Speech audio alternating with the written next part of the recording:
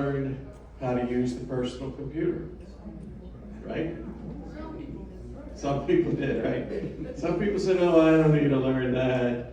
It's just a pain in the you-know-what." But then, in the 90s, most people learned how to use the internet. Mm-hmm.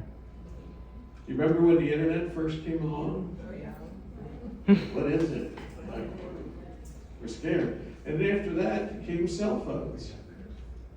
And, the cell phone, I know the newer technology, one of the things that really freaked me out is when I had to get a new cell phone.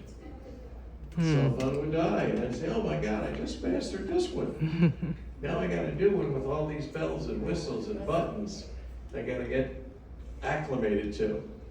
But the lesson, or the thing that we all learned, was the importance of adopting to change. Because change has become more relevant. It's a reality. You can't stop change.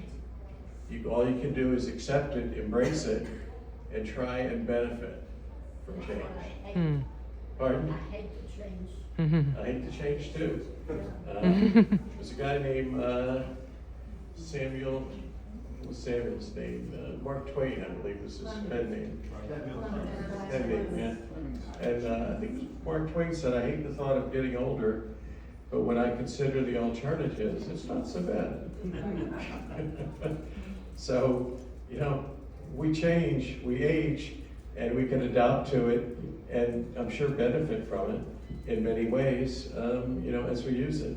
But, with AI, think of AI just as one more step in the progression that you've gone through in your life in a way that it's just one other technology. Now, one thing that's very important is that in these technology changes that you've adopted to, a lot of it took a bit of a learning curve, right?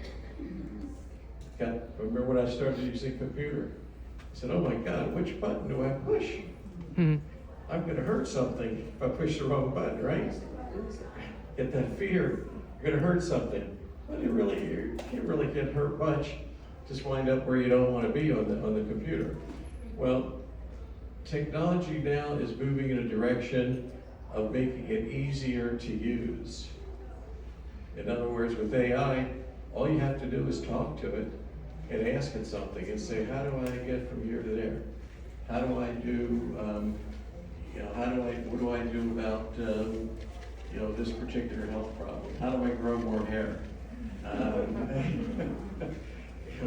Think of it as, in one of the AIs that you have here, a couple of the opportunities or ways that you can use AI. Now, to simplify it, take one, pass it along. See, to simplify it, when I first started trying to figure this out, I was taking a course and it said, think of AI as a car that's available. You can get in the car and it'll take you wherever you want to go.